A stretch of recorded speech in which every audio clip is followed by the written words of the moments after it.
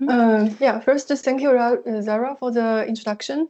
Morning and good afternoon, everyone. Thanks for participating for this ground motion training course for the first time. And in total, we will have 3. This time, we are going to talk about very basic of SAR and INSAR, and we call it fundamentals. Later, I will show you what kind of items we will going to talk about. And this course is prepared by my colleague Hossein Agababi, Binquan Li, and Marco Biagini, and Pablo Blanico from DRE.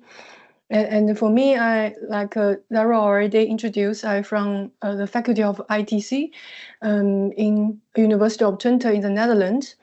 And my background is mainly for the radar remote sensing, and with a focus on INSAR and its application, for instance, to see the surface movement, and also find a good way to do the deformation interpretation and also modeling. Here's the agenda for the following 2 hours. And Zara already opened this session. And for the second item, I'm going to introduce the method behind our ground motion service. And particularly, I will, let's say, first recap some basic information about SAR basics. And I think around 9, so in Philippines, probably it's around 4 in the afternoon, I propose that we have a couple of minutes for coffee break, and then I will continue for the PSI method introduction. This is a traditional INSAR time series method, Persistent Scatterer Interferometry method. And then the last one, I'm going to talk about this ground motion service product, this GMS product. And then for the last part for this session, we are going to reserve some time for question and answers, and then we will conclude this session. And then regarding the second part you see here, I will start with the SAR basics, including some information about backscatter characters, geometric and radiometric properties, because this is quite an important feature that can help us to better understand what we can collect from the SAR satellite and how we can interpret this information on SAR images. And now let's first go to this first item. Yeah, probably you already see this kind of electromagnetic spectral graph 1,000 times. Just allow me to recap one more time. So here for this electromagnetic spectrum, you can see that for the microwave, it's located in this about 1 millimeter and 1 meter. And this is also the reason why we call it microwave. But if you see this arrow indicated here, it apparently is just between 1 centimeter and 1 meter. So later I will explain why this is like different from this kind of statement showing below. Because theoretically, we know microwave, the range is between 1 millimeter and 1 meter. But in practical, later I will show you, you will see that most of case, we use a signal between 1 centimeter and 1 meter for wavelengths. And then go to next slide. The reason why we use microwave remote sensing compared with optical remote sensing, for instance, is just because it has much better cloud penetrating capability. So for this graph, you can see the axis is still indicated wavelengths. And for here, you can see this kind of different color range, which represent the visible and near infrared wavelengths. You can see that apparently for this kind of optical optical wavelengths, when it penetrates the cloud, apparently it cannot really have the, let's say, the better capability to penetrate the cloud. The reason is that this black part, it has a small percentage over this range. But if you look at the microwave, just between 1 centimeter and 1 meter, if you look like here, because the quantity of this black area is more, and we can conclude that for the microwave, it has stronger capability to penetrate the cloud. By the way, if you have any question, you can post your message on a chat window, or you can simply just give me a signal or interrupt me. I can explain further. And here is just an example. So you see that this is the area over the, let's see, roughly the north part of Netherlands. It's not far away from the capital of the Netherlands, Amsterdam. And here you can see the figure on the left. This is optical, not optical. This is a data set that we collected from the Google Earth. And the middle image indicates the acquisition that we collected from the Sentinel-1A SAR satellite. And this is amplitude image. And then the corresponding images that collect roughly in the same period in September 2019. Here is optical image. You can see that for the optical image, just because it has a poor capability to penetrate the cloud, we can see more cloud smear the optical image.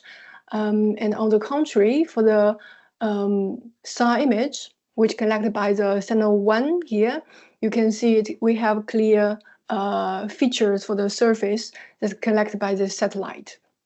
And it's also demonstrated that for SAR satellite, it can have better capability to penetrate the cloud. But then another thing I also like to mention that for different wavelengths, for instance, for this case is the C-band, it seems to have better capability to penetrate the cloud. But for shorter wavelengths, for instance, X-band, sometimes it will, let's say, influenced by the cloud. And then in, let's say, practical perspective, you will see that for the microwave, although the wavelengths range between 1 millimeter and 1 meter, but in practical, we still have certain range for the wavelengths that are used for the different missions. For instance, here you can see that for radar remote sensing or microwave remote sensing, usually we have airborne remote sensing mission, and we also have the spaceborne or satellite-borne remote sensing mission. And particularly for the spaceborne or satellite-borne radar, you see the range roughly between let's say, I think usually it can be 1 centimeter to about 13 centimeter. And most of the mission nowadays, they are using, for instance, X-band, which is about 3 centimeter. C-band, like Sentinel-1, it is 5.6 centimeter. For S-band, it's not used so often. It's about 9.8 centimeter. And then for L-band, we know like ALOS, it is 24 centimeter for this wavelength. And for the L-band, you see that usually they would like to use longer wavelengths. For instance, use P-band. And just because for this radar satellite, use a microwave signal, and it can work in all weather, just like I mentioned. It can easily penetrate the cloud, and also used in daytime and also nighttime. And because it is designed for this centimeter level wavelength, it means that it can always secure this millimeter measurement precision. Here I mentioned it's precision. It means that the different from accuracy, because sometimes when we're talking about the GPS positioning accuracy, because we have the truth, and then we can argue the GPS, for instance, can reach to centimeter or millimeter accuracy. But for the radar mission, because all the measurement is relative, so that's why we can always mention the let's say the measurement precision can up to millimeter. Then to continue, here's just some information about the SAR dedicated mission. And for instance, you can see from early 1990s, ESA launched this ERS-1 satellite. And I remember it was launched in 1991. And then later it will, in 1995, it launched another twin satellite, ERS-5, which always operates in C-band. And the repeat cycle is 35 days, it's roughly 1 month. And then later you see it has RadarSat-1, MVSat, and from 2014, the Sentinel-1A launched, and then 1 year later, Sentinel-1B launched. Although in 1991, I think around December, the Sentinel-1B was off service, but later last year, we already have a new Sentinel-1C launched. So it means that now we are able to, let's say, have more observations from Sentinel-1 mission. And in this graph, you can still see that the x-axis indicates the date when it launched, and the y-axis indicates the wavelength. For instance, for the C-band I introduced, we have ERS, MVSat, Sentinel-1, for instance. And for the L-band, for instance, the JAXA launched this ALOS satellite. And also have this Salcom from the Brazil. And for the X-band, I know that, for instance, the TerraSat is still in service, and particularly for the tandem X, it can offer this how to call it, this kind of a long track observation, because usually they have two satellites run next to each other, and then it can collect the DEM observation. And usually for most of the satellite, the SAR satellite, they have this repeat cycle, and it means that all the observation may only come from one satellite, and then it's not, let's say, so accurate to generate the DEM like the tandem generate, for instance. And then here I also like to mention that because for this radar satellite it's offers this kind of synthetic wavelength or synthetic signal. And for the wavelength, it indicates the distance over the, let's say, the periodic wave shape repeat. So it means that from here to here, for instance, it indicates one wavelength. And for C-band is a relative long wavelength compared with X-band, for instance. So for the next slide, I will show you how the wavelengths influence the image resolution, for instance. Here, I just like to give you a certain metaphor.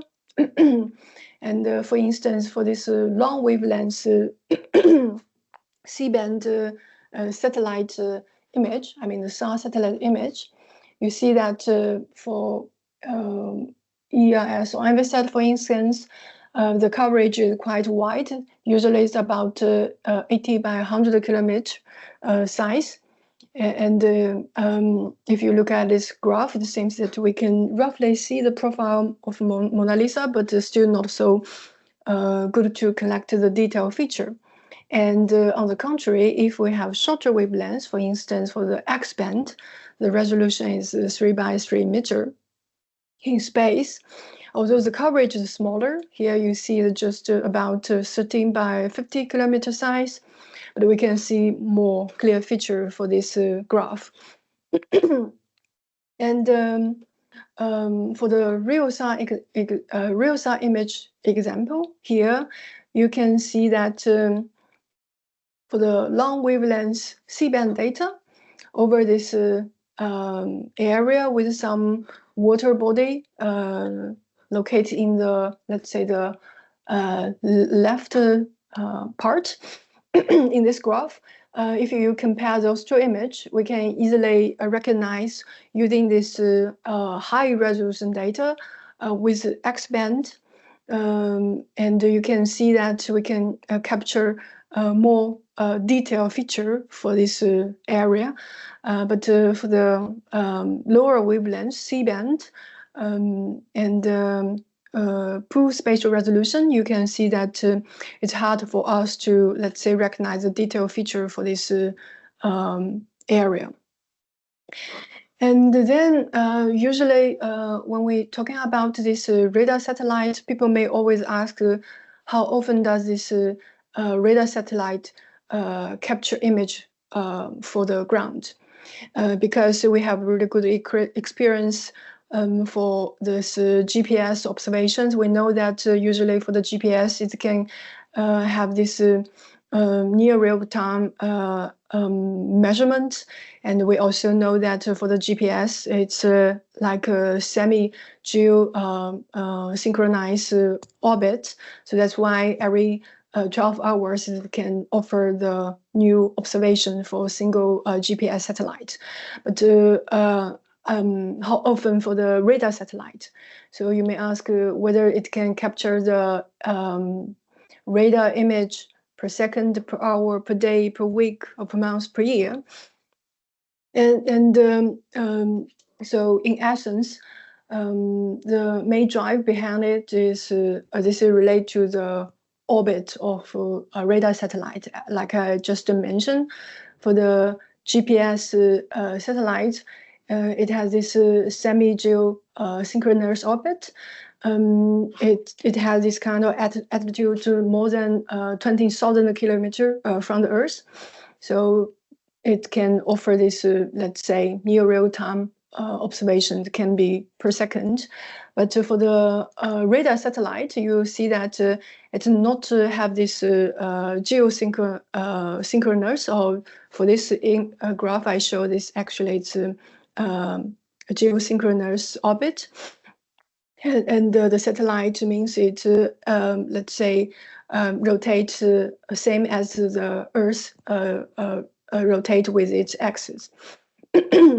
And in total, when it finishes this entire rotation with certain one period, it's about 24 hours, but we know that it's just 23 hours, 45 minutes, and 4 seconds. And for the radar satellite, you see that it has some synchronous orbit. So this animation just to show you that for this Sentinel-1 satellite, it flies from South Pole to North Pole and capture the image, let's say, continuously. And then over a certain period, for this case, it's 6 days, because it's combined with Sentinel-1A and 1B, for instance. Otherwise, it should be, let's say, 12 days to finish this repeat cycle. And over this period, you will see that it can capture the image over the entire Earth.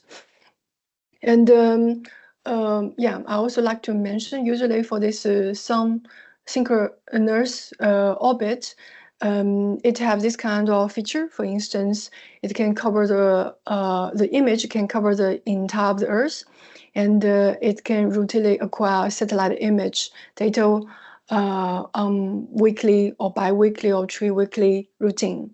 And for weekly, we know that we have, for instance, TerraSAR satellite. And if we combine Sentinel-1A and 1B, and then definitely it can offer this 6-day repeat cycle. So it can also have this weekly data update. But usually if we only have Sentinel-1A or Sentinel-1B or Sentinel-1C, and then it can only offer the, let's say, the new observation every 12 days. And we also know that, for instance, like I mentioned, for the EIS and also MVSat, those old SAR mission, the repeat cycle or the temporal resolution for the data set is 35 days. And for the, let's say, the let me repeat. Yeah, radar set 2 and radar set 2, the repeat cycle is 24 days, so it's roughly 3 weeks. And and compare with geosynchronous dataset, you will see that usually the single geosynchronous satellite, it can only, let's say, capture information over a certain spot. It cannot really cover the observation over the entire Earth. Then regarding the view geometry for the SAR satellite, this is also different from other missions. For instance, for the let's say the SAR remote sensing, actually it is let's say imaging radar, meaning that it can collect the image information, not the point information on the surface. So this is different from, for instance, this radar altimetry, because we know that for this radar altimetry, usually it always emits a signal in nadir direction, and continue to calculate the distance between the satellite and also the surface to know the elevation of the surface. But for the SAR mission, you will see that it always have this kind of side view. It means that here, if this is the SAR satellite, it always emits a signal in certain direction, and this direction always have certain angle with respect to the nadir direction. So it's not zero for this angle. And here you can see for this SAR satellite emit the radar signal to the surface. And then for this direction where the radar emit and also receive signal, we call it satellite love side direction. And yeah, it's same as a slant range direction, because usually if we have the radar image, and usually it's always in radar coordinate, for instance, it has this radar range axis and also have the azimuth axis. The azimuth direction indicate the satellite flying direction. So this is additional information for this graph. And now the question is that what do we measure from certain SAR sensor? So we know that the radar emits this pulse signal, this radar microwave signal on surface, and collect the backscattered pulse. And so what we really record and what we really collect the measurement from the SAR sensor. So for the next slide, I'm going to give you the answer. Here you see that this is a kind of like a kind of manual animation. Let's see. So we have this repeat path satellite. Here you see that at T1 it visits a certain place and sending the signal in slant range direction or left side direction. And then it signal reach the certain ground. Here we use this black triangle to indicate the ground target. And then it can measure the distance between the satellite and also the surface target, which is this black triangle. And then by knowing when the, let's say, signal emit and when we collect this signal with this time calculation, we know the location of this ground target. And then the satellite will have two different types of the, let's say, the data. One is the amplitude. It can tell what we measure from the surface. Here it's this triangle, and the phase can tell us how it move over time, and we call it the phase. And the challenge is that for the phase, it's always a raptor between minus pi and plus pi, and because the radar signal actually is a path signal, so it is not the continuous sending continuous signal. It always has the, let's say, the pulse between two signal when we send the signal from the satellite. And when the, let's say, the satellite sends the first a second signal after the first signal, it will reset the clock. So it means that the clock will reset to 0. So it means that it cannot really capture the actual, let's say, the cycle or the length of the waves.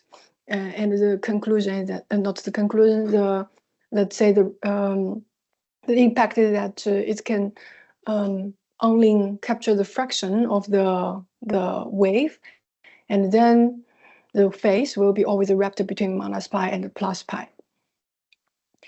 And for this slide, I just show you example to visualize how the SAR amplitude look like.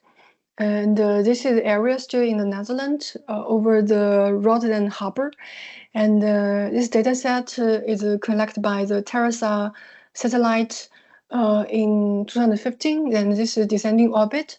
And you can see that if I make this image a bit bigger for the amplitude, you will see that just because for this area, it has a different feature. For instance, from this optical image, we can see the, let's say, the water bodies, and we can see also some artificial structure like here, and also the farmland over here, for instance.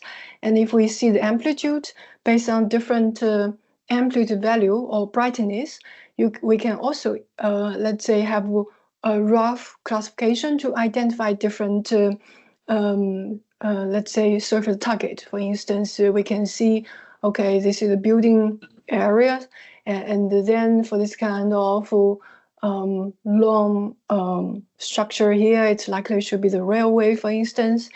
And for this area with a low amplitude value, so we can anticipate it likely this is from water body, because for the water, it's really like a mirror reflection. When the radar emits signal, it will not have the backscatter signal return to the satellite. So that's why the amplitude value over the water bodies should always have the low amplitude values. And for the farmland here, you see that based on this kind of different patches pattern, we can, let's say, assume this shows from the farmland, also compare with optical image. And then here I just like to give you some, let's say, information to guide you how we can interpret this amplitude image more. For instance, for this backscatter, it will always, depending on the radar system properties, for instance, different wavelengths and the antenna, and also the transmitted power.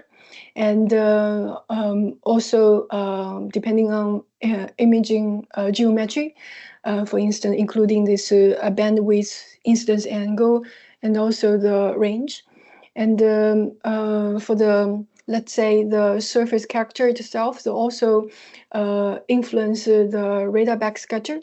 For instance, the surface roughness and the different composition of the surface targets, and also the terrain topography and also orientation also influence the value of radar backscatter. So here I just like to give you some example.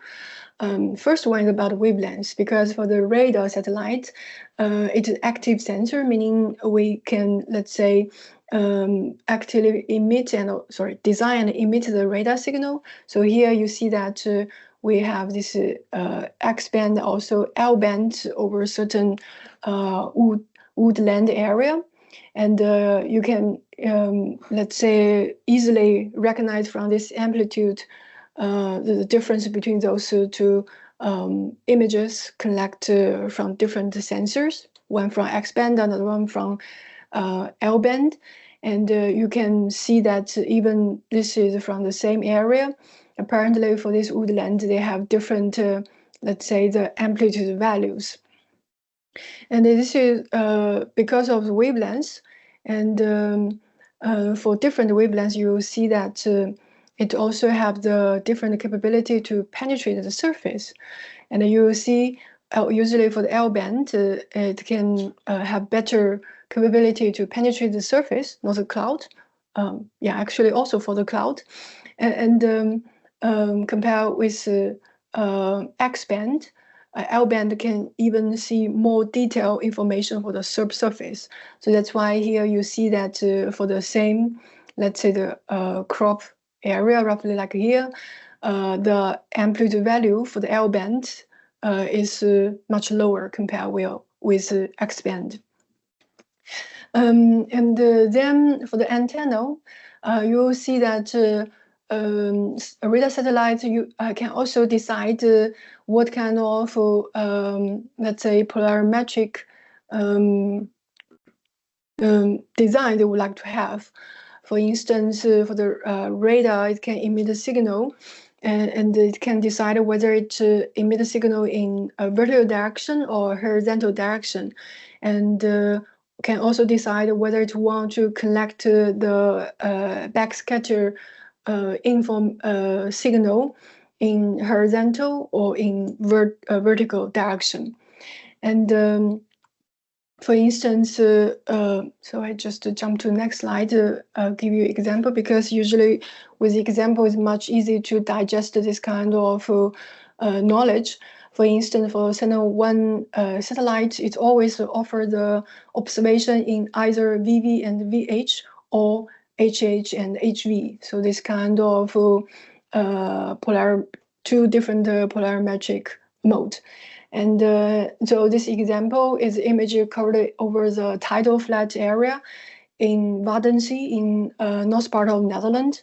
Here you can see that, yeah, apparently I have typos here.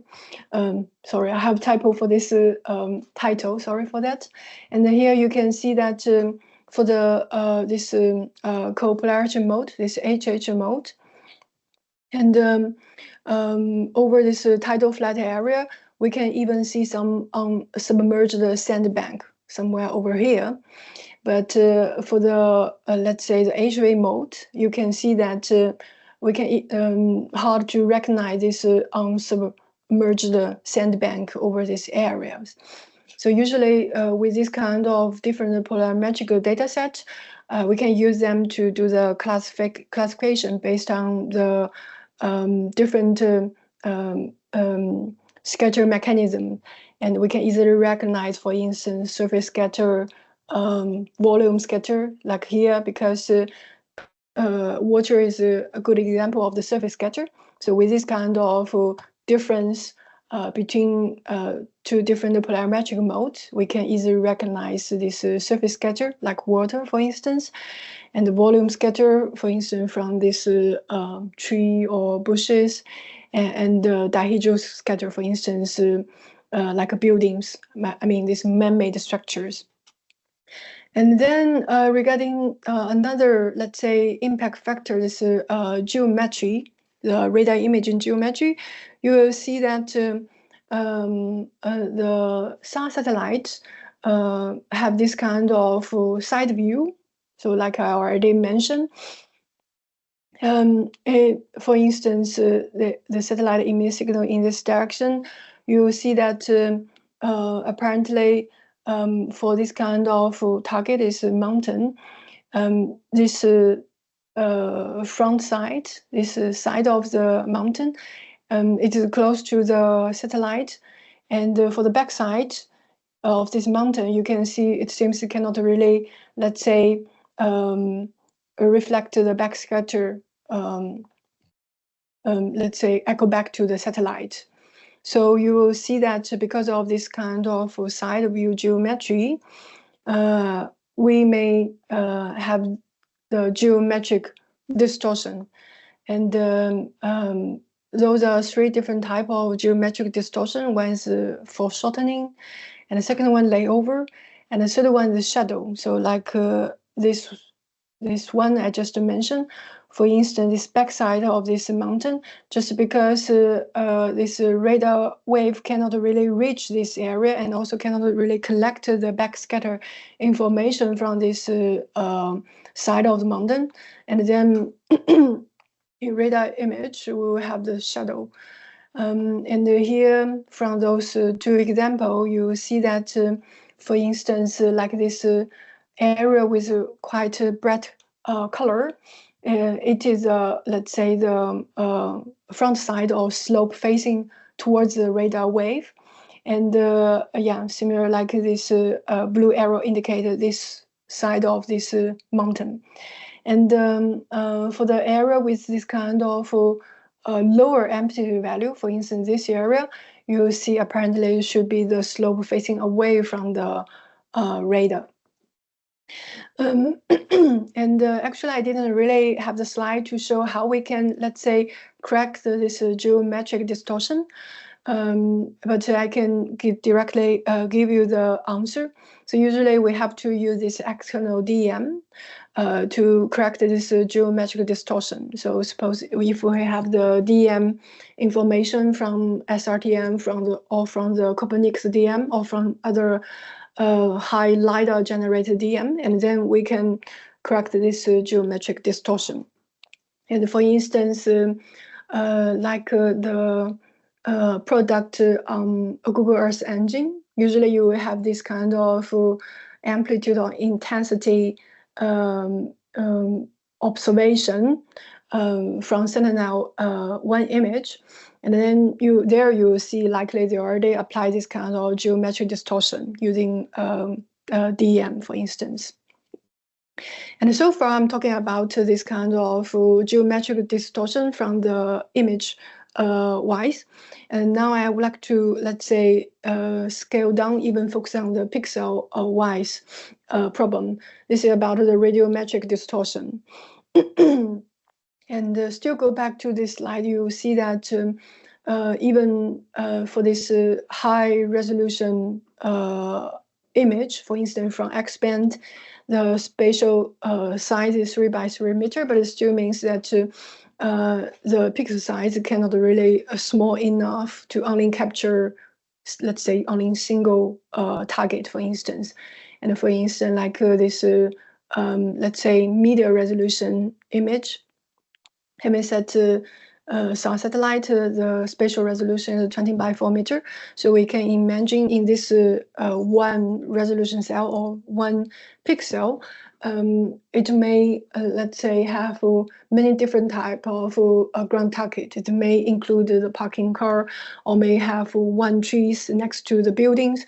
So all this kind of ground target will contribute to the final received amplitude value in our data. So because let's say all different let's say sub-scatter within one resonance cell will play a role to generate the final amplitude value. And we have to consider this radiometric distortion because you see that for the radar signal within this one resolution cell, it may have this constructive on the left and also destructive inference. So if the signal have this constructive inference, and then it means the amplitude will sum up and have, let's say, higher amplitude value. But if the radar signal has a destructive inference, I mean the destructive summation, and then you see that all this kind of signal will cancel out, and it means that the amplitude value will low. So this can also explain why in this homogeneous region, for instance, over farmland, for every pixels, they will always have different amplitude value, even they have same type of crop, for instance. And this is also example to show that within this resonance cell, if they have different surface roughness, and then it will also have different amplitude value. For instance, I zoom in this area, you can see that for this cropland, here is just the corresponding optical image to give you a bit better feeling how the let's say crop look like. You can recognize that even with the same type of crop, and because they have different surface roughness and the backscatter value or the amplitude over these different core patches is also different. And then everything is about the amplitude so far. Now I would like to jump to the phase, because for this ground motion product, we are not only focused on the amplitude information. In the end, we will generate the, let's say, the deformation, which is the final product of the phase time series. So here, I just like to reuse this animation. You can see that for this satellite captured image at T1, but at T2, the satellite revisits this place, and then in this period between T1 and T2, this ground target, this black triangle, moved downward, and it means that when the radar satellite emits signal, it has a longer distance, and it's also require more time to, let's say, receive the echo signal back from this triangle. And then by calculating this phase difference between T1 and T0, and then we can review the, let's say, the elevation change for this target. And for this technique, so we call it INSAR, this interferometric synthetic aperture radar techniques. Here I just directly give you example to help you to see how this kind of phase look like between T1 and T2, for instance. So here I still use these accusations in Rotterdam. And you can see that the right figure here represents this interferometric phase between two accusations. And it has 11 days difference in between. And to calculate such phase difference, here I just give you a formula. Because we know that for this SAR satellite, it always recorded as a complex number, which has amplitude, which is, let's say, the absolute value of the complex number. So here I use that to indicate the complex number. And it's also the phase. So here the phase indicates the angle of this kind of complex number. And then to calculate the interferometric phase, usually we will do this complex number multiplication. And for instance, ZA1 indicates the accusation collected at T1, and ZA2 indicated the observation collected at T2. And here this asterisk indicates the conjugate, because for this complex number multiplication, we will do the, let's say, the complex number at T1 multiply the conjugate of this accusation at T2, and then we can collect the, let's say, the phase difference between T1 and T2 indicated here. For the example here, I just like to show. So we have this phase information collected at T1, and also have the phase acquisition collected at T2, and then we can generate this interferometric phase. And for the phase itself, you will see that it not only include the deformation information, it also includes the topographic phase. I mean, the phase related to the terrain, and also related to the reference phase, because the Earth has this kind of curvature. But when the satellite captures the signal, it's always treat the surface like kind of flat. So that's why it also have the reference phase we need to consider, and also have the atmospheric phase, and also have this kind of model noise. And for us, we usually only focus on the deformation itself to understand how the surface move over time. Regarding the probability density function for this interferometric phase, you will see that for the phase that I already introduced, it's always wrapped between minus pi and plus pi. And for the SLC phase, I mean for the SAR phase itself, it's uniform distribution. And usually it cannot really collect meaningful information from a single SAR image for the phase. Of course, for the amplitude we can. But if we calculate the interferometric phase between two acquisitions, you see that we can have some, let's say, pixels with a certain coherence. And here you will see for this graph just indicates the relation between the probability density function of the interferometric phase when we have the different coherence values. And when the coherence value is approaching 1, you will see that the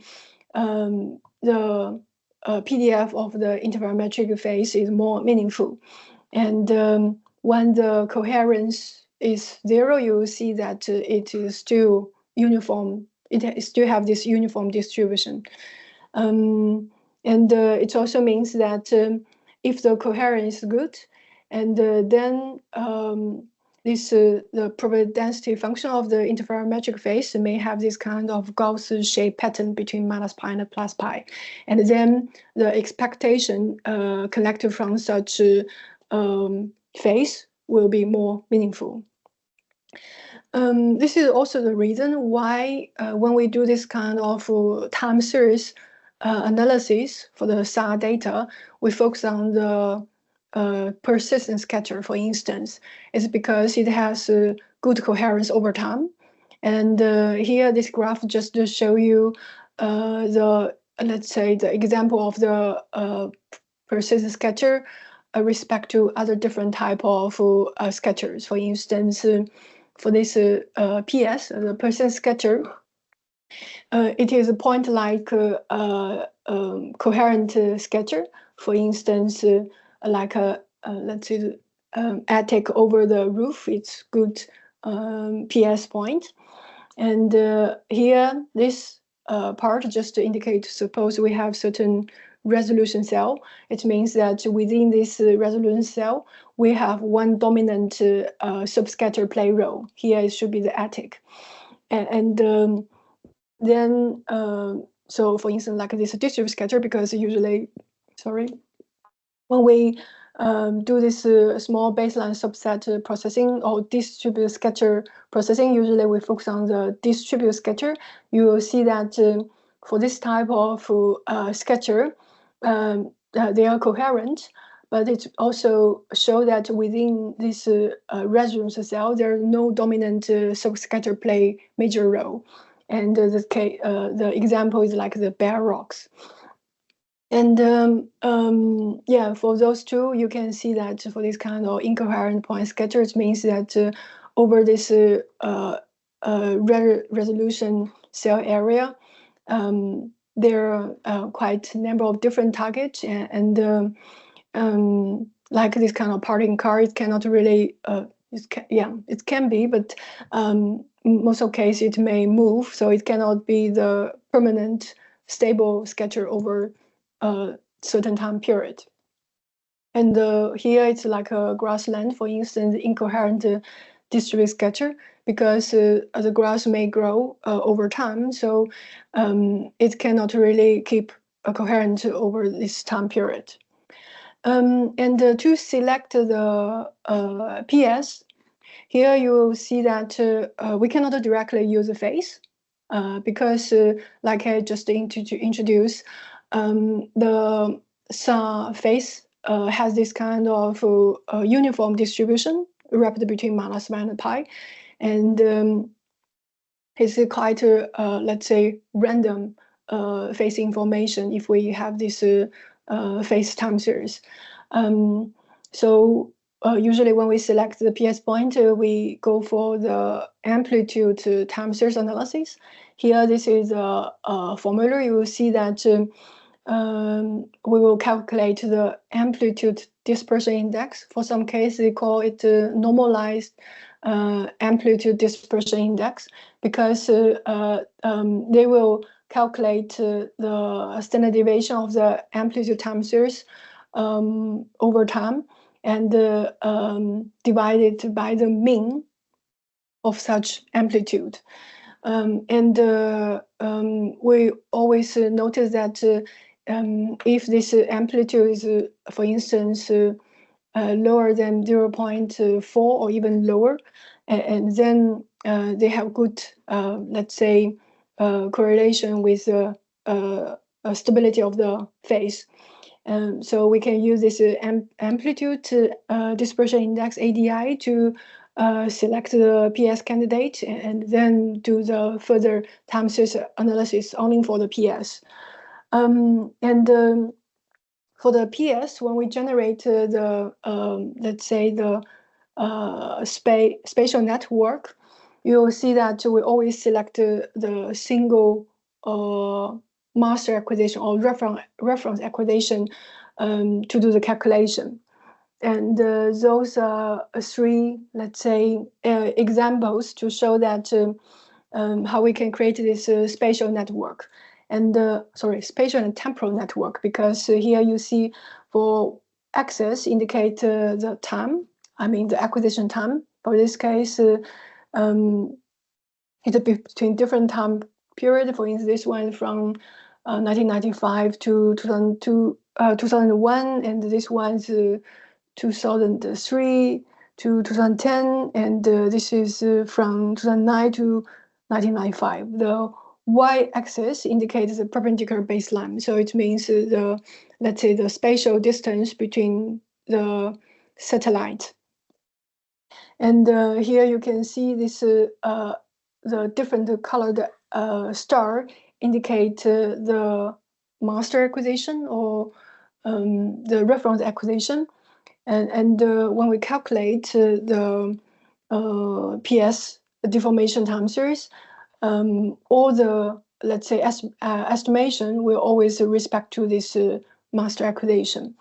And usually when we do a calculation, we'll always assume the master acquisition has a zero deformation. So later I will also show you, let's say, an example regarding this. Okay, I think it's time. Let's just start again.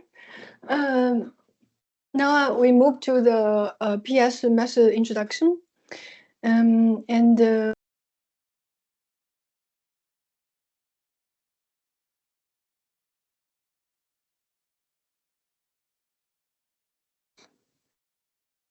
Professor Ling, sorry, you are muted. Thank you, Sarah. Sorry. Yes, thank you. Yeah. Now we move to this PSI method introduction, and for us here, you see that we are using those open source tools, GMTSAR and STAMPS. And here we list some main features. For instance, for GMTSAR, it is developed upon, let's say, the C and language. And yeah, it is based on this kind of, let me see, yeah, based on the GMT. And it can already have the function to do the sparse processing, the small baseline subset processing. But just because for the ground motion service, we propose to generate the PS product first. So that's why we also introduce these STAMPS, because STAMPS is developed upon MATLAB, and it can do the PSI sparse and also the hybrid processing. So here hybrid, it means that it combines the PSI and the sparse result. PSI stand for Persistent Scatterer Interferometry, sparse, small baseline subset. Those are two different inside time series methods. And like I previously introduced, PSI focus on the point scatter, persistent scatter, and the sparse focus on distributed scatter. But sometimes also combined with PS observations. This graph just to show you how we do the GMTSAR and STAMPS processing, and what kind of step it includes within those two tools. You will see that particularly for the GMTSAR, we use it to generate the interferograms. And we, let's say, first download SAR data from the platform or from certain portal, and then use GMTSAR to generate the interferograms. Then we created the bridge between GMTSAR and the STAMPS to make sure that the output of GMTSAR can be ingested directly by the STAMPS. And then we use STAMPS to generate PSI result. So far our tool actually can also, let's say, generate the sparse and also the hybrid results using this standard procedure. For the moment, the final product shall be only the PS result. Here just show you where you can download the Sentinel-1 data, for instance. And here you see that you can, let's say, easily go to this Alaska Vertex to download the Sentinel-1 data. And also you have to register for an account, and then you can follow those 5 steps to download, for instance, the Python script, which can help you to automatically download the Sentinel-1 dataset you require. And so the step probably you already know. For instance, you need to define the start date, end date, and also upload, for instance, shapefile or cam file to help you to, let's say, make the crop over this area. And then you can select the dataset you want to download. With this Python script download option, you can, let's say, easily download the script and run this script, for instance, in terminal. It will automatically download all the data you require by, let's say, entering your account and also password. And for our tools, you will see that the steps or the command you need to use is quite easy. In total, there are only 2 if we follow all this kind of default setup for the parameters. And the first step is to generate the interferogram, as I just mentioned. And we run this Python script with a bold font. First, you need to define the region of interest, this ROI, and with the longitude, I mean the minimum and maximum longitude and minimum and maximum latitude. So have this kind of rectangular shape crop. You can also define how many number of nodes you would like to do this kind of processing, because so far we can already operate this processing in parallel way. So with this multi-thread, so it can dramatically increase the processing speed. So you can also consider with your own local computer, for instance, or with this GOV platform, how many nodes you would like to use. And then here, this just defines the directory where you store the Sentinel-1 dataset.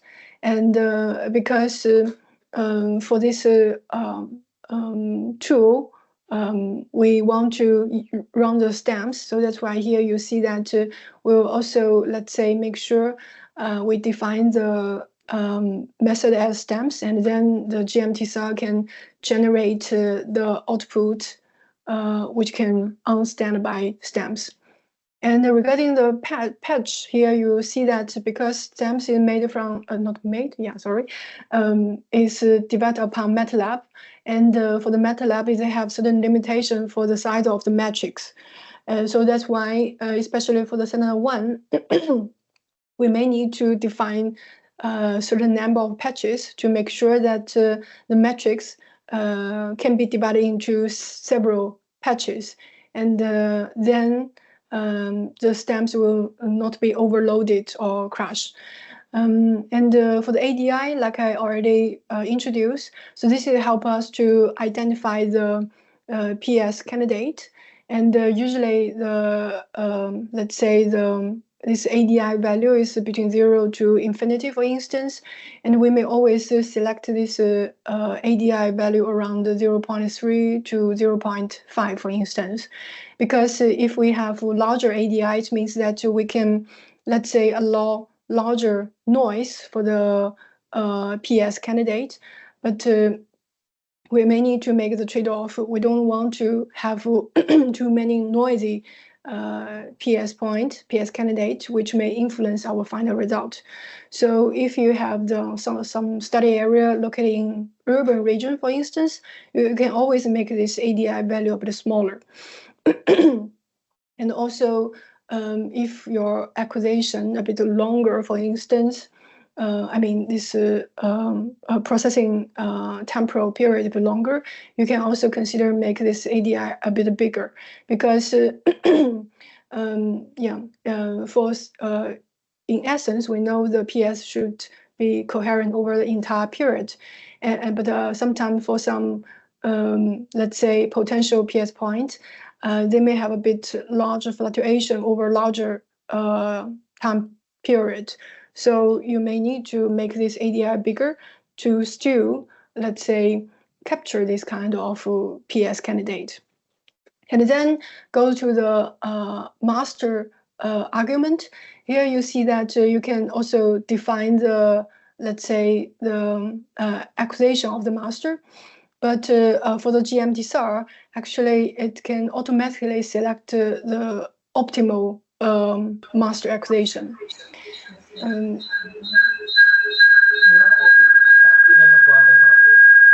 anyone switch off your mic? Yeah, thank you.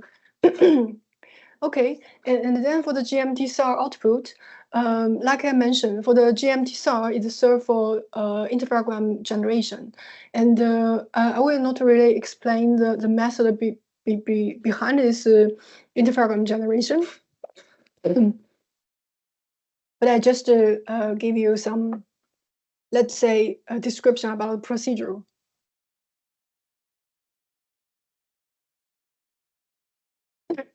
Sorry.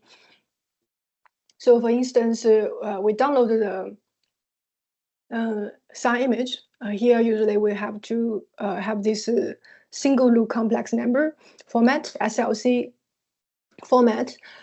You will see that for the GMTSAR, we'll first read the SLC SAR images and also the orbit information. And then it will do the crop, because we already defined the region of interest with this information. And then we can do the crop. And then we will do the correlation, because for every single SAR image, they will have their own radar coordinate. And we need to find the certain reference image, which is a master acquisition, to make sure all the slaves, all the other images will align to this reference acquisition, which is a master acquisition. And usually we will do it in steps. It's coarse correlation and fine correlation. And it will use orbital data and also this cross correlation method.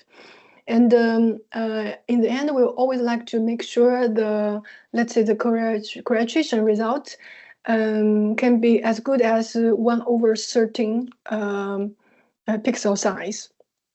And then we will do the resampling for the slaves, because after the correlation, you see that the slave may align to the master acquisition, but its grade may tilt or have this kind of different orientation with respect to the master. So we do a resampling, and then we generate an interferogram. And you will also see that in my previous slide, I show that for this interferograms not only have the deformation phase component, it also have this reference phase, topograph phase, and also atmosphere on model noise.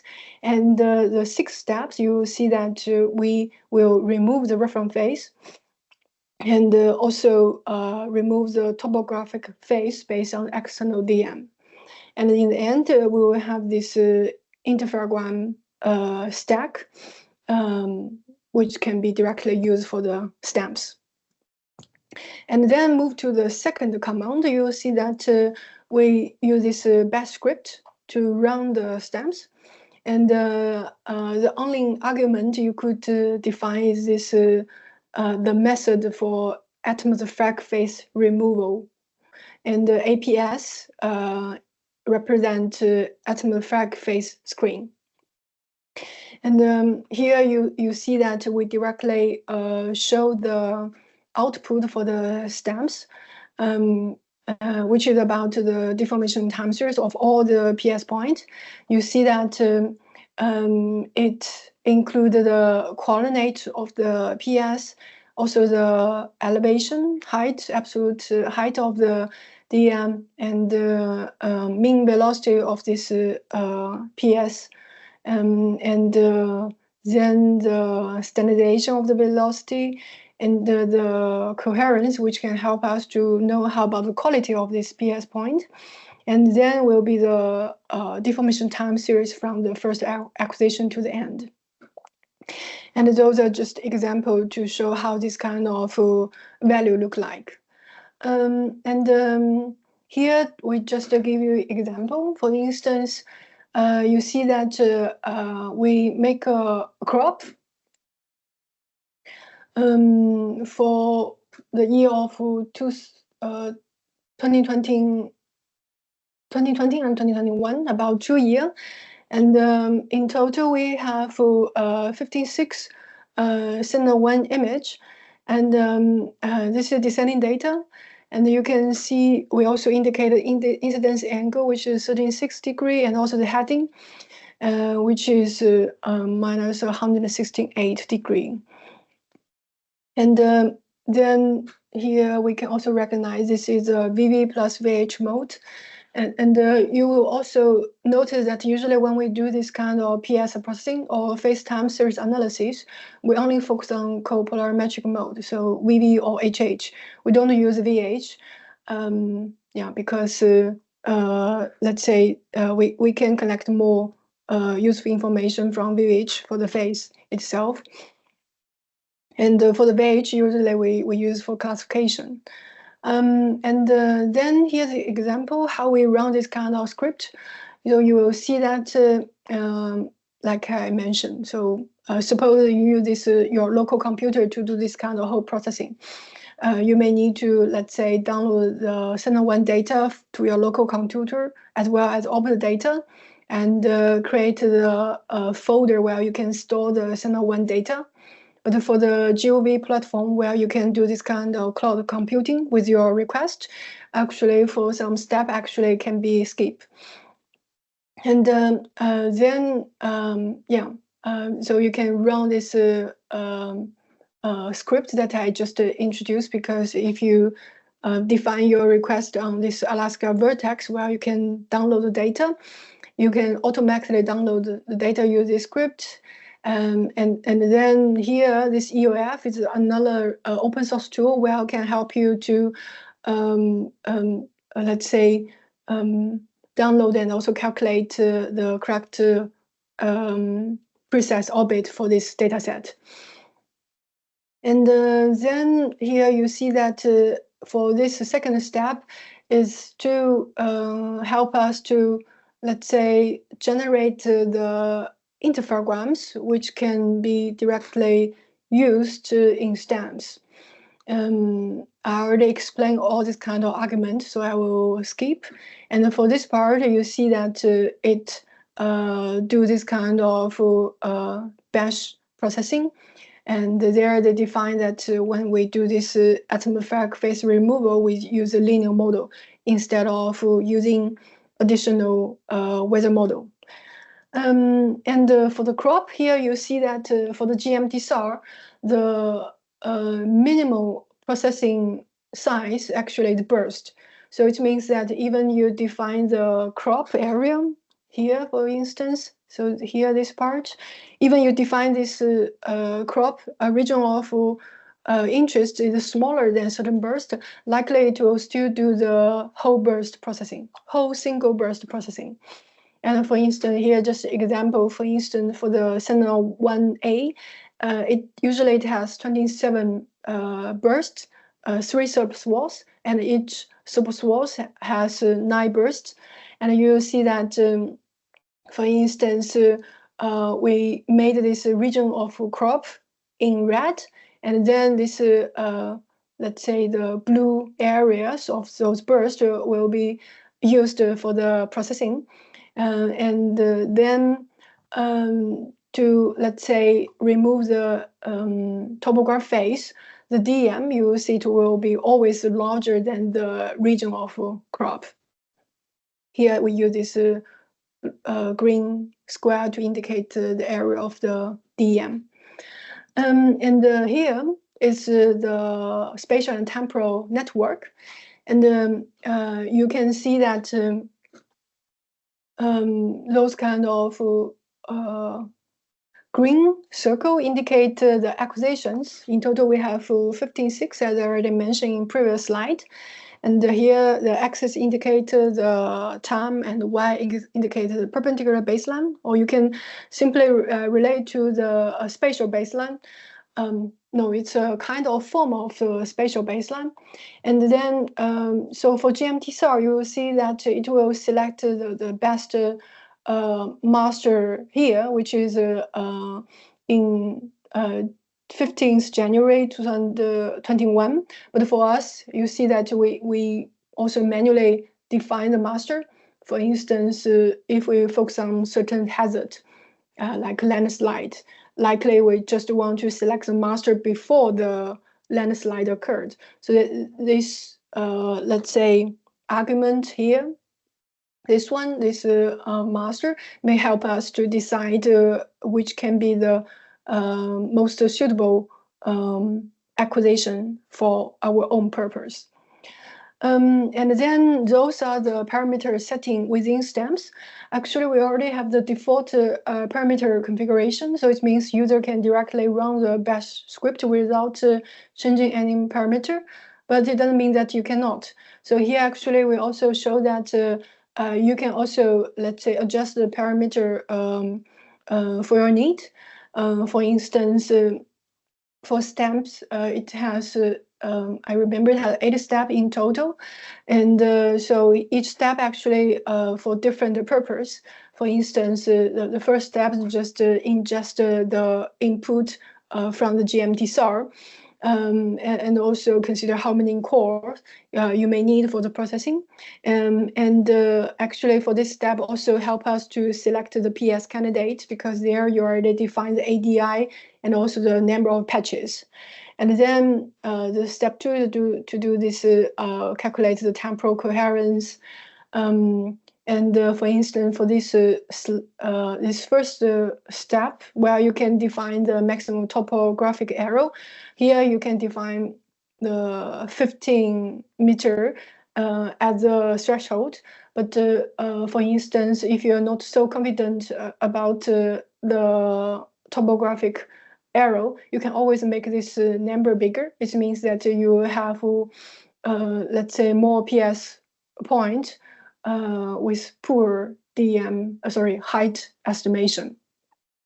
And then let me just pick, and goes to, I will not really, let's say, explain all the steps, because our plan that for the next training course in May, we are going to go more detail about the methodology, and there we will also pick up some let's say, steps to give you more detail to explain how you can change those parameters and what will be the effect for changing those parameters. And for instance, for the PS waiting this part, here you see that this waiting time window we define as 730 days. This is because for us, we have the maybe look at this one. We have the acquisition roughly a year, 2 years, from 2020 to 2021 December, I remember. And then so it's always wise to define this, let's say, the time window, let's say, not bigger than the time period, but not too small. Because if we have this time window bigger, it can help us to apply this kind of Gauss filter, temporal filter, to easily remove this kind of long wavelength noise. And then here, step 5, you see that is about this phase correction. For instance, you can always consider use this weather model, for instance, like a Gecko's model to remove atmospheric phase. But suppose you don't really have this external weather model, you can always go for the linear model to remove atmosphere. And for this graph, just to show you that how the rapid phase time series look like from the first acquisition to the last. And you can see that, for the rapid phase, we don't really show the color bar. There's color bars here, sorry. We don't show the color bar for all the images because for all this kind of rapid phase maps, they have the same color range from -pi and +pi. It's always rapid between those range. And because for the master acquisition, we assume there's no deformation. So that's why the phase are 0. And for the others, you see that they have this, let's say, different value between those range, -pi and +pi.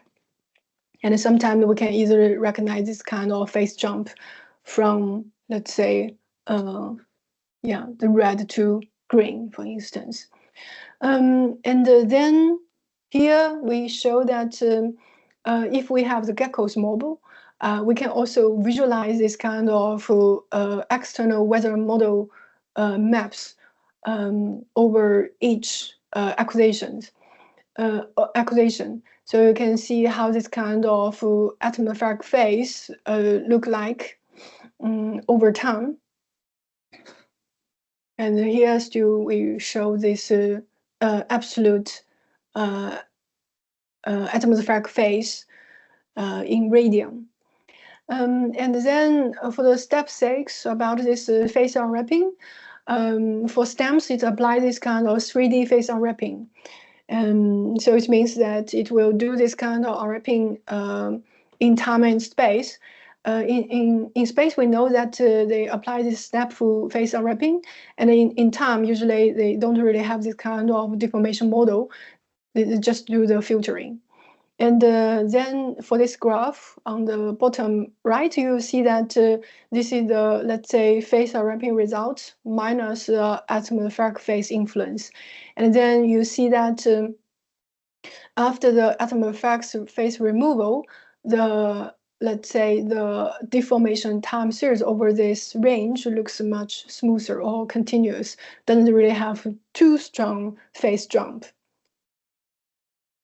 And then for the step 7 and the step 6, you see that is about a further, let's say, noise removal.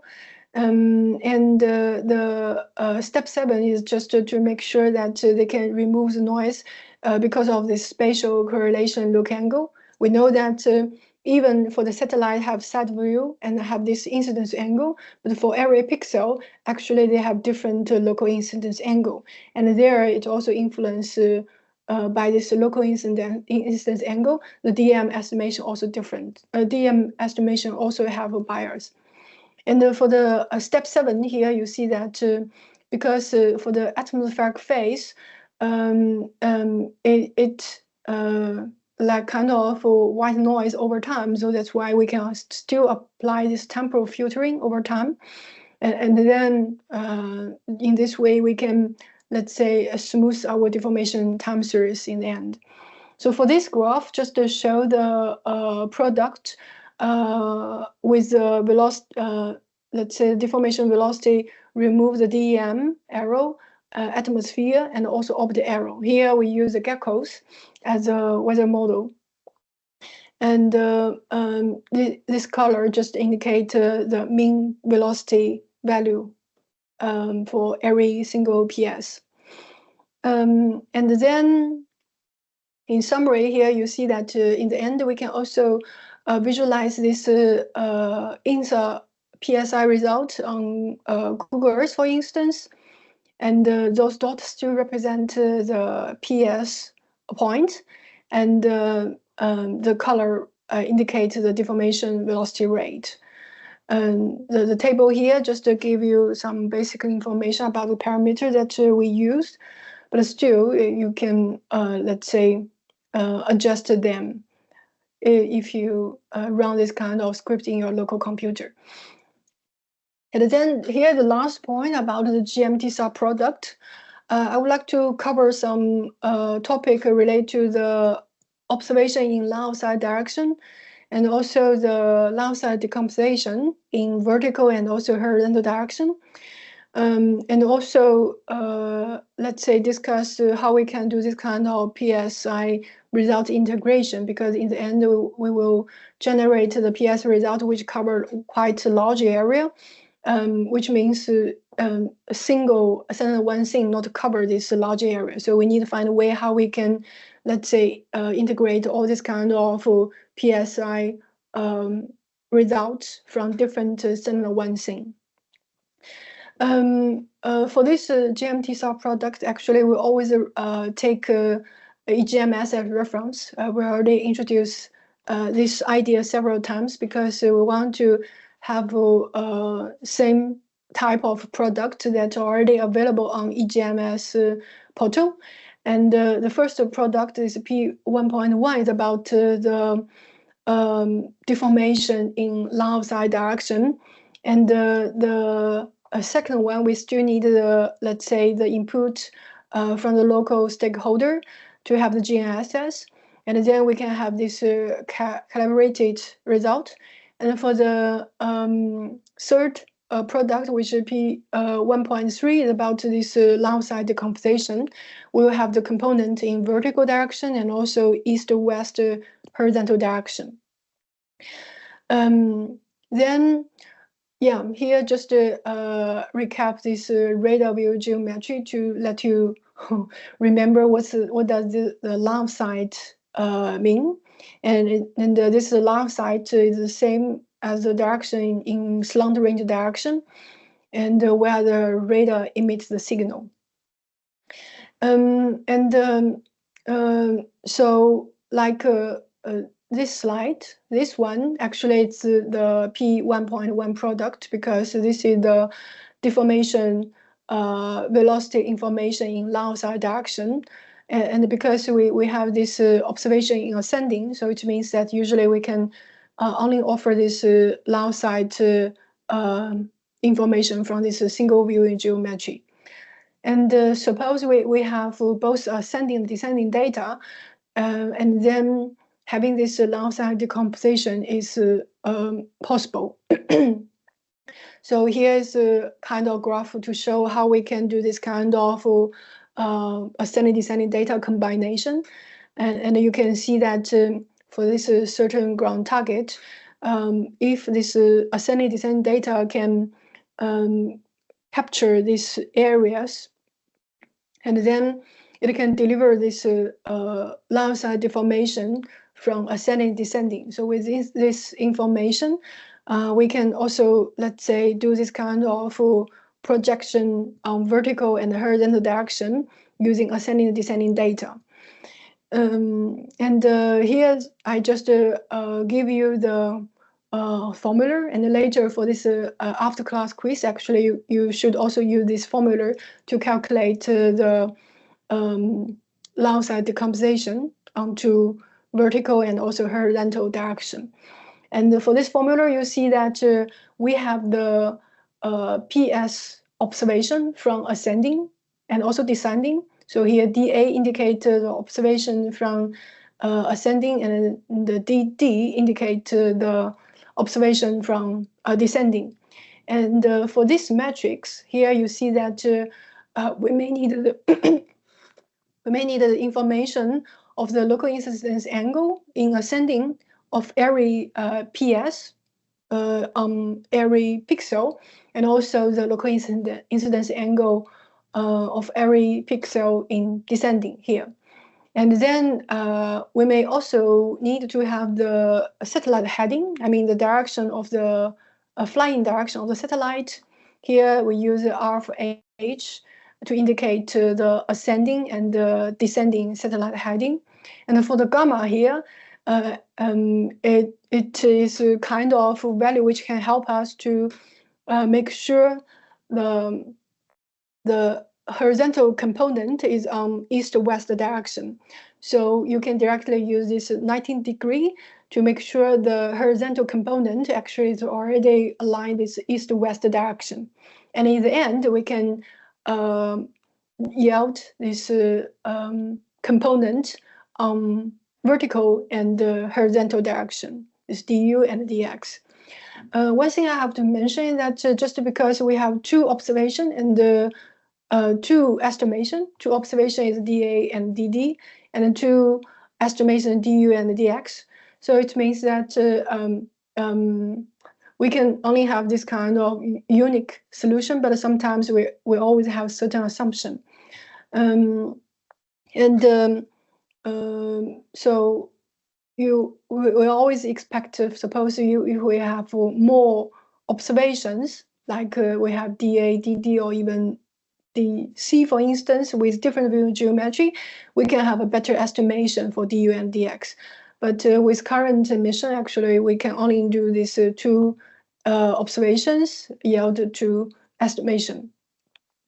And then regarding the local incidence angle, you see that for the STAMPS also have this kind of intermediate product, which is called LA2.mat. Well, already have all this kind of local incidence angle information for every insert point.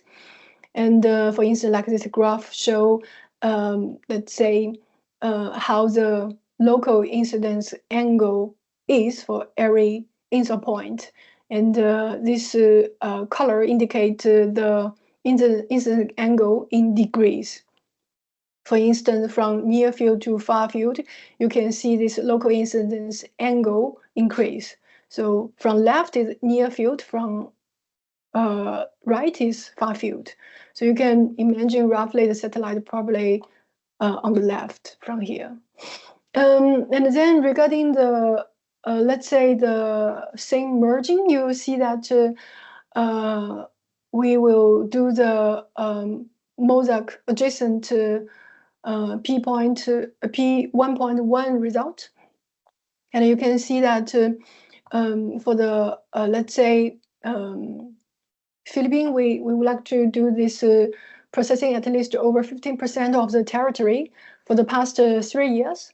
And you can see that we can only do this kind of one thing processing in one go, and then we can integrate or merge them as a whole.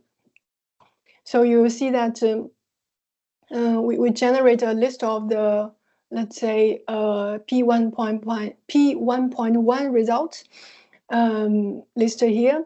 And then we apply the mosaic, and in the end, we'll generate the homogeneous velocity field in one Laozi direction.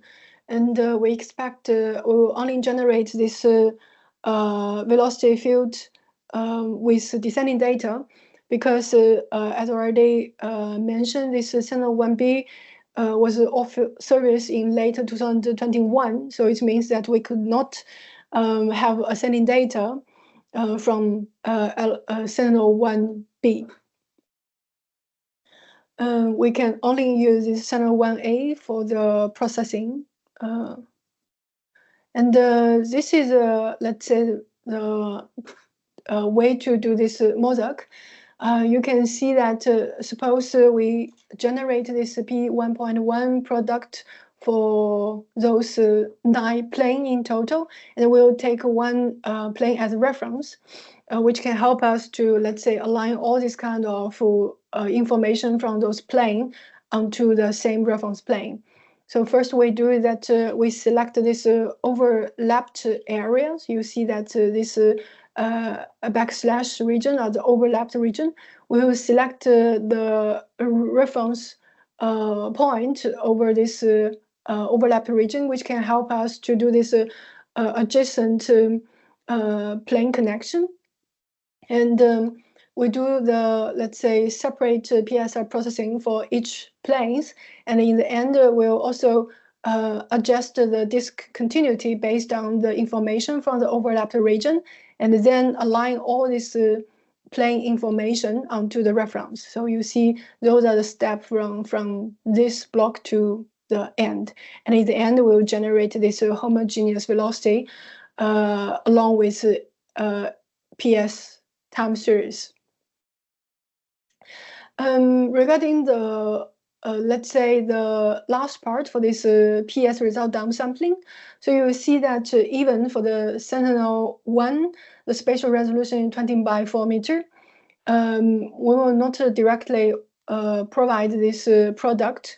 We will do the downsampling to 100 by 100 meter, follow the reference of EGMS. So for this part, actually is still in progress. We see that we can do, let's say, different type of potential method. For instance, we could try this nearest neighbor sampling, or by linear interpolation, or by cubic interpolation, or mean averaging. So far, we still do this kind of testing to try to check which one is the best. And we use this GDAL work to do this kind of downsampling. For instance, if you have this product from us, which already stored like a GOT file, and you can easily use this script to do the downsampling and generate the output file. Okay, so this is I would like to introduce, and to summarize. You see that for this first training course, I try to, let's say, give you a general overview about the basic methods that we use behind the ground motion service, and I recap some basic information about, let's say, the synthetic aperture radar. And let's say the advantage of the synthetic aperture radar respect to the optical, and also how we can interpret this amplitude image from the side data, and what's the character of the amplitude and the phase, and also how we can, let's say, use GMTSAR+STAMPS to do the PSI processing, and what's the key parameter you can still adjust. And the third part, I just quickly go through the GMTSAR product to show you that what we have done and what is still in progress. And I think you can expect that in the end, we'll definitely offer this observation in long side direction, and also the example of the long side decomposition, I mean, in vertical and horizontal direction. Regarding the, let's say, the scene merging and all downsampling, I expect that for the next training course, we'll give you more information, and you can also follow the tutorial we will give in next 2 training courses. Then I think we still have about 20 minutes. We can move to our last, let's say, the small session for the question and answer. So I'm looking forward to your feedback and also question and remarks.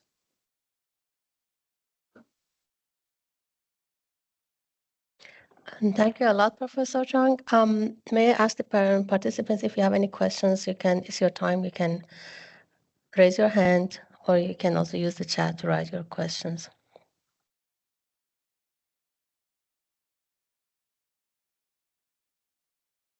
Just wait a few minutes. Yeah.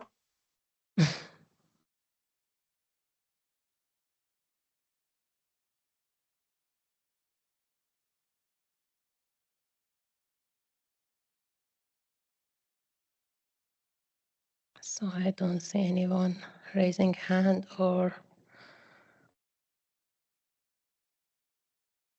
writing. Okay, so maybe till you're thinking about the lectures that we went through, maybe my colleague Carla Arellano will present shortly the Moodle platform, the digital Yeah. campus platform. Yeah, so Carla, maybe you can take it over from here. Thank you. Yes, Stop thank sharing. you. Thanks for your introduction. So just for everyone, so we've had a full training for the ground motion fundamentals with Prof. Ling. And then for the certificates, we can offer a certificate of attendance. So to do that, we have to register to our training platform. It's the CopPhil Digital Campus, and within the course page for the ground motion, you can self-enroll in this course, and then you'll find the training materials in there and other information. And later on, we'll also upload a recording of this session. And what's important would be the assessment parts on the latter part of the course page. So you will have there a feedback form and a quiz form that you both have to finish, and then you will automatically get the certificate of attendance for this course. So just to show, so we have here the Moodle platform, and here it's my account, but you will have it like this. Like on the front page, and then you have to log in with your account. So just follow through. It's a simple registration. And then navigating a bit in the platform, you'll have here different courses already. So just for your information, this is the ground motion training, and we've had several trainings also for the other CopPhil EO services. So here we have here a summary of the services we have here for ground motion. So that's today. And then we had the land cover, which was last month, forest upcoming this week, and then crop monitoring was last week, and then benthic habitat also this week. So you have all probably received the calendar invites to join the other trainings, and for the other trainings you will also get invitations and notifications. But for now, so here the previous courses are all live, and for ground motion, you will have here the full course description, what you're gonna learn, everything that was discussed today, the slides, you can download them here. And the video and extended materials will be added further. And then here on the latter part, you have the training feedback and quiz. So we have a few minutes of your time to just finish this once, and you'll get the certificate. So yeah, see you all on this platform, and yeah, I'll hand over to our colleague. So and also I want to thank Prof. Ling for this session and for all the support and collaboration. And yeah, everyone, also thank you for your time. But yeah. Thank you, Carla. There is a question in the chat. I think Professor Chang, maybe you can quickly elaborate on the question about is the stamps is only available with using MATLAB? Yeah, I'm reading. Sorry. Yeah. Yeah, indeed. So so far the steps is developed upon MATLAB, but actually we also created a Docker file. So it means that you can also simply run the Docker file without install the stamps. And we also have the version for the stamps runtime. So it means that you don't need a license for the stamps. You can directly run GMTSAR plus stamps without installing anything if you have Docker file. And for the GOV, actually, we already have this Docker file there. So it means that you can simply upload your request, and then they will do the processing for you. In the end, yeah, this is the ideal case. And the second question is about in Lausanne, how do we extract the instant and go from space light? Yeah. So for the heading, actually, you can already get it from the metadata. If you even use Snap software, for instance, you can simply read this Sentinel-1 SLC data, and there within the metadata, you can find the heading information. For the local incidence angle, for instance, as I already showed, STAMPS has this intermediate output where it store all this local incidence angle for every PS. So you can easily get this information from the product. The third question, is there any point of recording that will be provided? I think Yes, color can, already answered. Answered, So yeah. everything will be available online. Then you already have access to the presentation if you logged in. Yeah. Thank you for the questions. Is there any other questions that you would like to ask?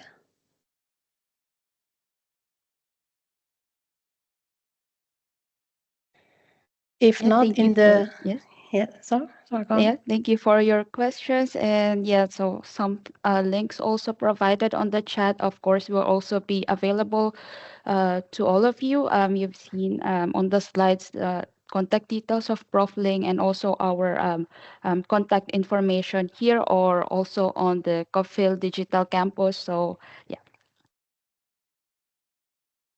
So stay tuned and follow up for the next lectures. Then thank you everyone for your attendance. Yeah, thank you. There's wait, I think there's a hand raised. So Miss Eineline, you have a question?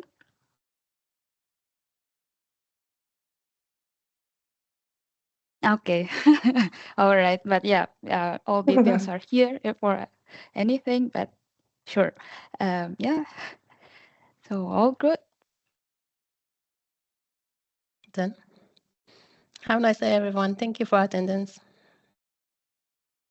Thank you, everyone. Bye. Yeah, thank you. Thank you. Yeah. Bye, Carla and Zero and all. Yeah. Thank you so much for